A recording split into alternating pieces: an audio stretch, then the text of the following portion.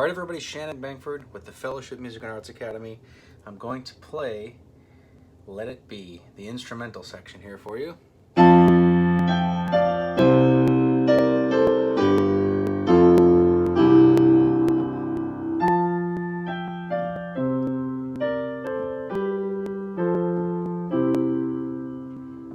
All right, let's break this down. Again, in sheet music and fake sheets, I was comparing what they had written for chords on those, and it's just been wrong. So a lot of people have a different chord. A lot of sheet music or fake sheets, lead sheets, will have a different chord for each one of these thirds as it moves through, and it's just not what they do on the recording of Let It Be. So what they do is they hit F chords, C chords, G chords, and F chords, and they let the other melodic material just pass between them. So this is the correct chord progression for the 8-measure instrumental section: F, C, G, F, C. All right, so here's how you do the thirds with that. All right, what's a third? Well, it's 2 notes that are 3 notes apart: F and A, E and G, D and F. And you want to play these smooth. We're going to do this same pattern 3 times. 5 and 3, 4 and 2, 3 and 1. So if that's hard, you got to just kind of practice doing legato thirds like this. All right, and then you can connect them and just keep crawling down. So 5 and 3, 4 and 2, 3 and 1, cross over your thumb, 5 and 3. And you can just keep going. All right, so that's the technique needed to play all these smoothly. I use pedal.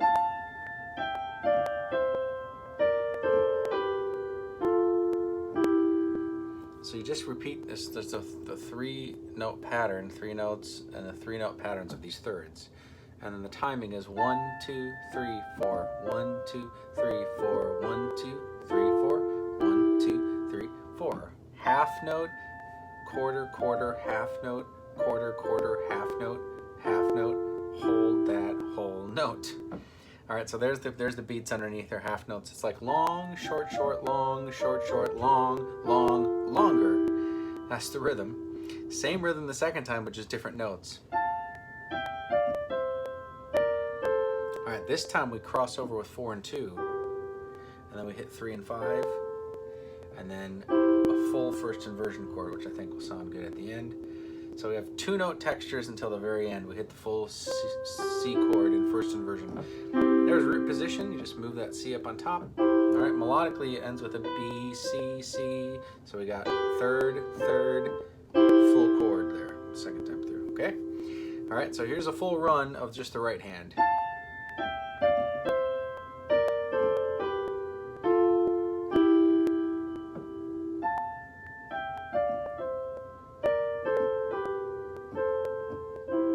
Okay, let me pause the video right there and just try that. That's the hardest part.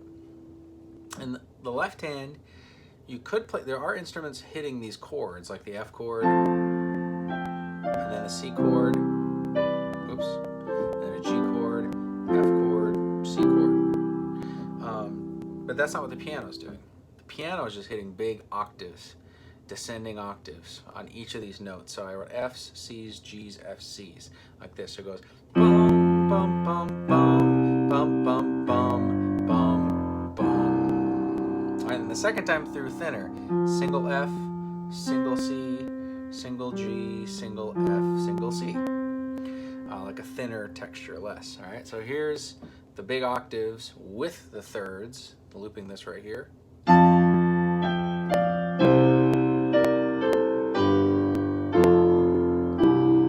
Okay, and then the thinner version of that, where I just hit single note roots, F, C, I cross over with 4 and 2 here, there's my G, and F, and then first inversion C. Yep, and you can kind of play around with what register you want to do them in, the roots down here the second time through. All right, well, here's the whole thing, and then I'll show you a more advanced way to do it as well. So here's the whole thing again with thirds and big octaves.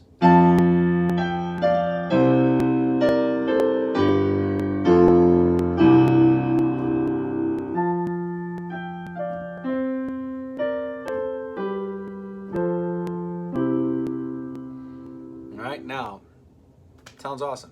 Great for just piano. That's how I would do it if I was playing in a band even. But if I had 2 keyboard players, I would double track that, and I would put organ in if I had 3 keyboard players somehow, or I would definitely layer it like it is on the recording. It's layered. There are at least 2 keyboards playing these thirds in the recording, and then there's some organ doing some chord holds, probably playing the thirds, but then hitting these roots in its left hand. So we can make this more advanced by doubling the melody, which is A, G, F, E, D, C, B, A, G. All right, this whole first time through. To make it bigger, you can play these in octaves and harmonize it with your 4th finger on the, so you have the thirds up here, but basically you're playing the thirds like this. Putting an octave underneath it like this.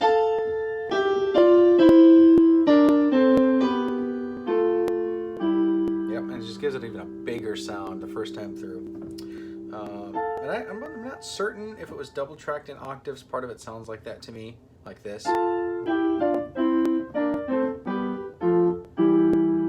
Keyboards playing it possibly in octaves, but so this gives it that sort of sound. All right, so I'm always using 1, 4, and 5, except for right here. Makes sense to have your 3rd finger on this B flat, D's and B flat, and right back to 1, 4, and 5. All right, so here's what it sounds like with octaves in both hands.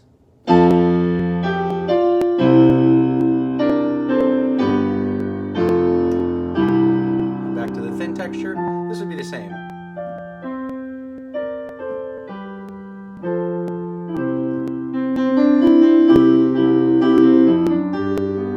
And then it goes into the guitar solo, which I kind of play on the piano when I'm by myself and not in a band. Maybe I'll show that another day. So this is how you do the instrumental for Let It Be.